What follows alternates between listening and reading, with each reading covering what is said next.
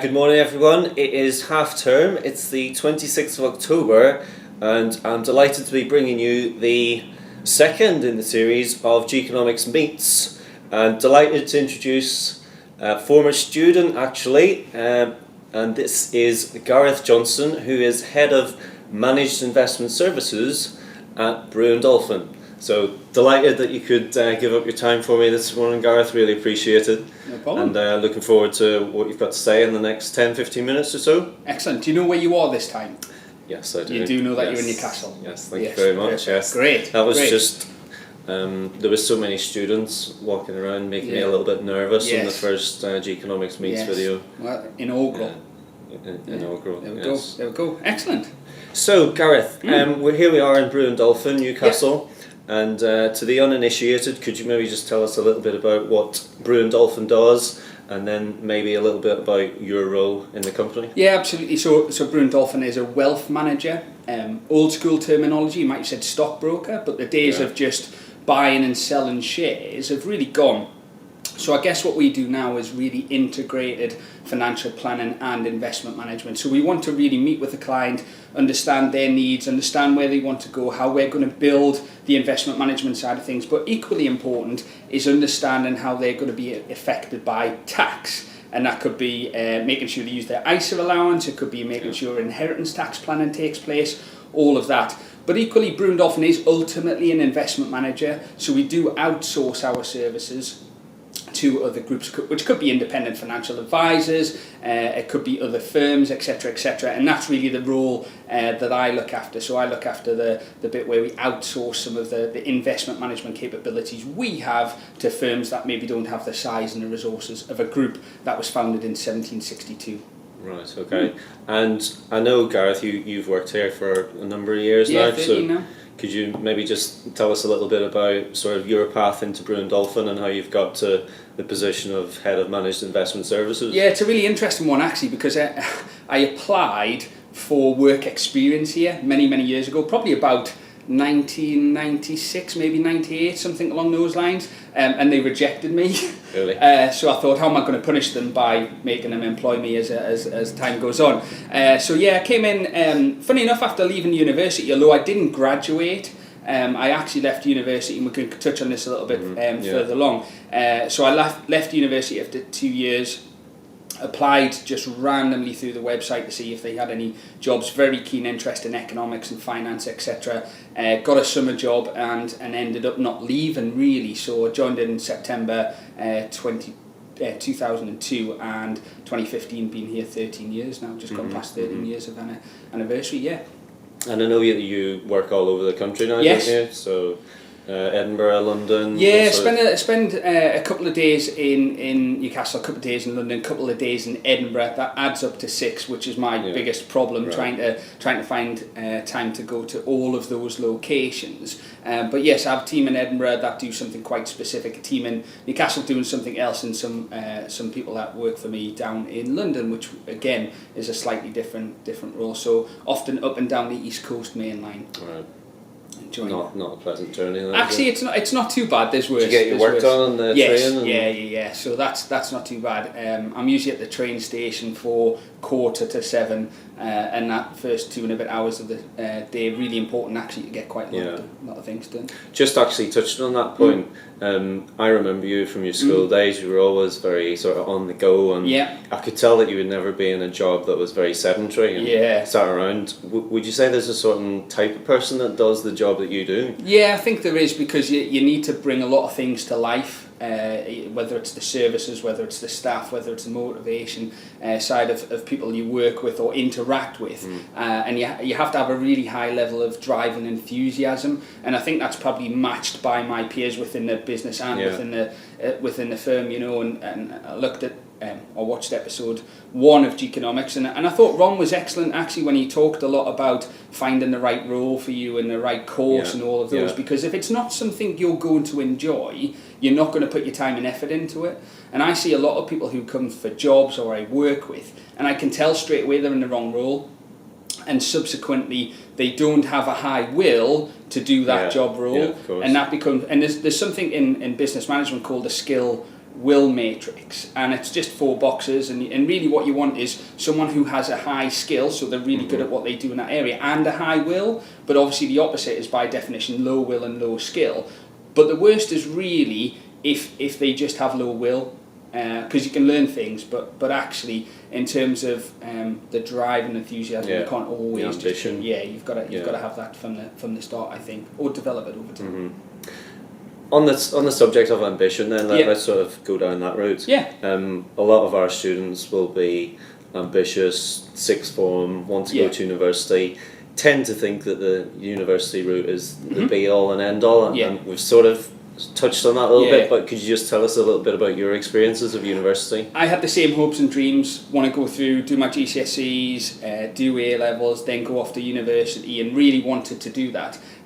But I made a little bit of a mistake when I was choosing the course at university, and that got me, I guess, the position, in a way it gets me to the position I am in now, but it was a challenge at the time. So I chose pure economics at uni, when actually the empirical side of things probably wasn't the bit I was interested in. So I look back now, X amount of years later, I started university in 2000, and really I would have liked to have done something like an economics and politics or something like that. And subsequently, I probably aced some of the parts of the course, struggled with the maths, and after 2 years, I just didn't feel it was for me. I got in here, but I got in here at a very basic administrative level job. So I don't want someone to go, oh, look at this guy, didn't go to university, head of managed investment services, a director of the firm, etc. That's dead easy. Because actually, I would have wanted to complete my degree, and it's still something that sits in the back of my mind on a constant basis. But I think it's just about coming in and showing that drive and enthusiasm and going through the business. But equally, even if you complete your degree, that's not your learning finished. You'll be learning all the way through your career. I was in the States in April, and I met a professor from one of the universities of Pennsylvania. He's 75 and he's still learning and teaching and all of those. And it might be a bit of a scary thought. You want to finish your education at 21 and then just earn the bucks, but that'll never ever happen. So I think it's learning from that and going through. I'm not advocating dropping out of university at all, but I think it's one of those where the key is getting what you're really interested in and really understanding that, and then hopefully take it from there. You take the right choices from there. Okay, so lifelong learning doesn't just end at university. Definitely, for sure. Yeah, it hasn't done you any harm.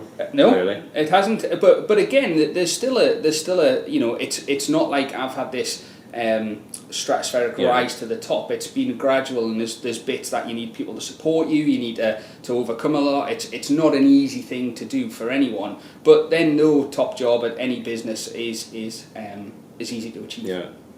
Okay. So we're in the wealth management company. Yeah. Obviously, I know that you did economics for A level. Yeah.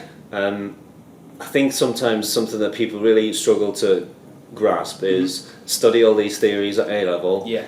How are these theories actually going to play out in practice in a job role? So in your job role as wealth manager and so on, how do you use the things that you might have learned? Yeah, well, there's an excellent screen behind us there, showing a few different things. I think the interesting thing, I remember sitting in the classroom thinking, how am I ever going to use demand and supply? What am I? What's the point of learning about monopolies and oligopolies and all of market failure, whatever it might be? And it's dead easy to look at that. It's the same as maths. Everyone looks and goes, well, I can add up, I don't need to do this. But the very top jobs, and I'm not saying I've got a top job, will use those things on a constant basis. When I was thinking about this, I was thinking, demand and supply is the most obvious one. A lot of my role is actually strategy, design, distribution of services into target markets. And you've got to really understand that, because if you don't get such a basic thing as demand and supply right, then you could launch something that there's no demand. There's no demand, So then you've got no price. Equally, you could go into a market that's oversupplied, which really drives down the price of the services you can offer in there. And I guess with some of this, I still think of the supernormal profits lessons that we used to have all of those years ago. So that makes a lot of people enter into those markets, but what are the barriers to entry, and how's that actually going to work? So when you're strategically looking at launching something, you really want to access those supernormal profits. they're generally not they're gonna come to a normal level over time. Yeah. So how long have you actually got in there? And it's not about just lying in your pockets during that period, but you're going to need money to innovate. You're going to need monies to come in so you can spend on the next part to keep that constant iteration of the service. So all of those things come into mind, and if you don't have that background, I think you might just go, oh, there's the target market, let's go and launch, and then you're sitting with a product or a service that's in an oversupplied market, so you can't achieve the monies, or there's no demand. And it's some of the simple things like that, really, which are little theories and little lines, but actually come to prominence in business. And so those very basic theories stop a big company like yours from sort of diving in headlong into what could be a big mistake. Yeah, maybe. Absolutely. And I think you've got to look far and wide for this type of thing. One of the examples I'll use is, funny enough, this is going to go on YouTube, and everyone's heard of YouTube. But was YouTube the first video sharing website? Well, actually it wasn't. And it wasn't the best funded, and it wasn't the people with the best ideas or the best people in their business, but it had this effective time, and they came crucially at a time when broadband in the US was becoming quite normal. I'm sure your students are thinking, wow, broadband hasn't always been in everyone's home, but there was a time period when it was a 56k dial-up kind of thing. And some of the video sharing websites actually came when Who was that then? They've all gone to the wall now. Really? But there's a guy called Bill Gross in the US who runs the Ideas Lab, and he talks quite a lot about this. And he had one of the first video sharing websites, but they came too early. They came into that industry far too early, and they didn't, they couldn't get the consumer demand. So then they didn't have the money to innovate, and then it keeps going, and then you're flogging a dead horse, unfortunately. So when YouTube came, they had the right idea at the right time and all of those. But again, it's understanding how demand and supply interacts, but also how is the demand growing? Because that's what you're looking for. You're looking for a market where the demand is growing and the supply's quite sedate at that moment in time. Right, excellent. We're actually, demand and supply, we're actually going with Ron Beadle next 2 weeks' time to they have the shares trading so we're going 2 Saturdays to taking a bunch that was a Bloomberg suite, wasn't it? Yeah, we have Bloomberg on all of the desks upstairs kind of thing, so the guys can see all of the trades going through, the little flashes of the markets go up and down kind of thing. So that'll be excellent. That'll be phenomenal, that. Looking forward to it. Yeah, we didn't have that in my day. Well, Geekonomics, move things on, Gareth. Absolutely, leading the industry. The only other point I'd make is globalisation. That's a huge thing now. We're so interconnected. I was reading the Wall Street Journal before I walked down here. When I was started secondary school in 1993, you wouldn't have had anything like that when you were doing the A-levels. Yeah. In 98, it was the same thing. You wouldn't have had this, but now I can download, I can read the articles. We're so interconnected. The theory always goes, America sneezes, the world catches a cold. But what's the impact of China? How's that going to come along? And you've got to really understand how that goes. Now UK wealth management not necessarily impacted by China. It's a different sort of thing. But we've had the very sad news about the steel industry going bust down in Teesside. So you've got this big challenge where China is trying to justify its own steel mills. So they build more steel mills to make more, and then they just dump cheap steel on the international market. Oversupply, prices absolutely fall. But that's a Chinese issue. That's just fundamentally come across the globe, and you see, this is timely in terms of Cameron entertaining the president, etc., and doing those.